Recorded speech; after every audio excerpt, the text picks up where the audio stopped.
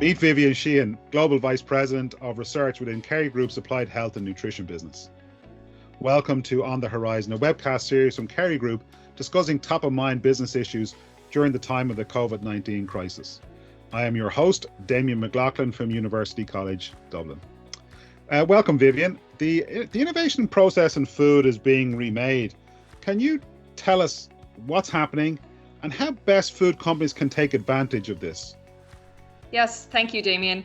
I think the innovation process has never been faster. It's all around speed right now. We are in an unprecedented moment of change across the food industry, across multiple industries, but specifically the food industry for this purpose. And people are trying to adapt to an evolving market conditions, and speed and agility, flexibility, scale is critical. I think we've never had more cooperation than what we have right now between suppliers, customers, and regulatory agencies because everybody is under the same strain to get things done. There's a really high level of engagement, goodwill. And I think one example that would come to mind is the manufacturing of hand sanitizer, and where multiple industries have jumped in this hour of need in order to support customers and also frontline staff and communities, etc. I think my experience here is Kerry does not make hand sanitizer. It's completely alien to our business model. However, we have the capabilities, we have the scale, and we have the talent to know how to get things done in this environment and to engage with regulators to identify areas where it may be more complex for a company like Kerry to be successful here, articulate our challenges. And I think the feedback time is been just extremely fast. It's been shortened significantly so that we can go out and support our customers and make things happen at a much faster pace than normal. And is that feedback from regulatory agencies? Correct. Feedback from external regulatory agencies, whereby there may be ingredients in the recipe if we need to be fully compliant, let's say from a North American perspective with an FDA regulation. Yes. The FDA actually had to come out and relax and change some of their regulations so that food companies could produce hand sanitizer in food facilities with ingredients that are completely food grade. So I think that cooperation, transparency, lines of communication has been very successful and agile. Yeah. Has this speed and agility, it's not just for social projects like hand sanitizer, but is it also for commercial products like new food ingredients, new food products for consumers?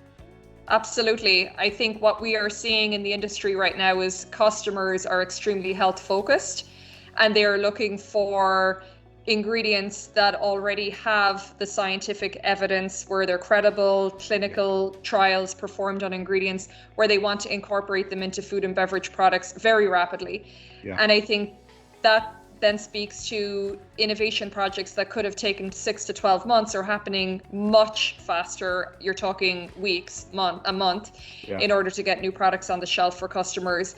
And that speaks volumes where you're working with a supplier who is very familiar with working with these ingredients, understands the robustness of the technology and where it will work, be able to guide the customer really to really quick turnaround times in terms of new product launches. Are there any particular trends or activities in the market right now that are really driving new developments in products? I think in the food industry, while a lot of things are changing, some things will stay the same. So customers will continue to be concerned or have a preference for food that tastes great, that's nutritionally fortified and good for you, that's convenient, and that is sustainably sourced.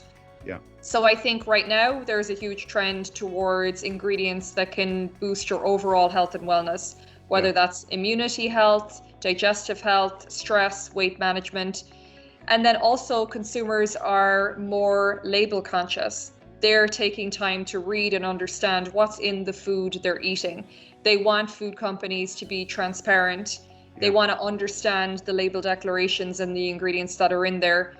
So I think now is a time for companies who have ingredients that really have strong value for the customers to take this time to educate our customers. Yeah. People are working from home, people are not in the labs potentially at our customer side as often as what they would have been. So I think right now is a time to capitalize on customer engagement and teach them and explain the technologies that we have and how it could add value to their brand. And that's exactly what we're doing as an organization. I'm surprised that product development is speeding up, given the fact that the teams are spread all over the place. I mean, nobody's in the office right now. Everybody's at home on Zoom calls, but the product development process increases in speed. How's that happening? And I think it depends on the product category. I mean, if you were looking to now potentially add another ingredient into an existing recipe, a line extension. And what might happen is it mightn't be a product that's going to get launched within the next two weeks, but it might be a product that is, you're doing the innovation cycle right now and it'd be ready for launch at the appropriate time. One of the things which has happened, Vivian, it seems to me at least, as a result of the COVID-19 crisis, has been this re-engagement of society, both with science and with experts. Does that offer an opportunity for the food industry over the next sort of coming innovation period? I think it does. I think that right now, customers, consumers, they want information they can trust. Yeah. They don't want anecdotal stories. They want hard facts. Yeah. They want science. They want to understand the benefits behind what it is people are working on. They want to confirm that things are. So if we take synthetic biology or GMOs as an example, potentially in the future that could have a bigger place in new science. Yeah. And people will want to understand the benefits for them. Why would you leverage technologies like this? Is it going to be more environmentally friendly, economic benefits, enhanced nutritional benefits? So I think it's really developing the science behind that. That's very interesting. Vivian, as you look across the landscape on the future of food innovation, as we sort of move through these various stages of the COVID-19 crisis and hopefully in the next 12 or 24 months out of this particular crisis, what does the landscape of food innovation look like? What are we going to be working on over these next 2 years? I think we will be working on how can we continue to add differentiation and functionality to food, especially for health and wellness purposes. Yeah. And I think, it's generating that scientific data. People are very health conscious. What are the ingredients that they can add that can make different claims and really be beneficial to the consumer? But again, as I mentioned, while things will change, things will stay the same in terms of people want food that tastes great. Yeah. It will need to be nutritionally fortified with health and wellness ingredients, convenient, sustainably sourced. But I think what is changing is how people are getting their food, and the role of e-commerce will likely be more prevalent in the future. And I think that will then bring new challenges, but also new opportunities in terms of what are the new shelf life requirements that the foods will need to be able to adhere to. What are the texture profiles? Is that flavor profile going to be stable over the shipping process or the elongated shelf life of the product? Yeah. And I think that will be a focus in addition to obviously health and wellness fortification. Yeah, it sounds as if the next couple of years for the food industry are a time of innovation in addition to a time of challenge. Thank you, Vivian. We've been On the Horizon. Stay safe and well, and we'll see you next time. Thank you.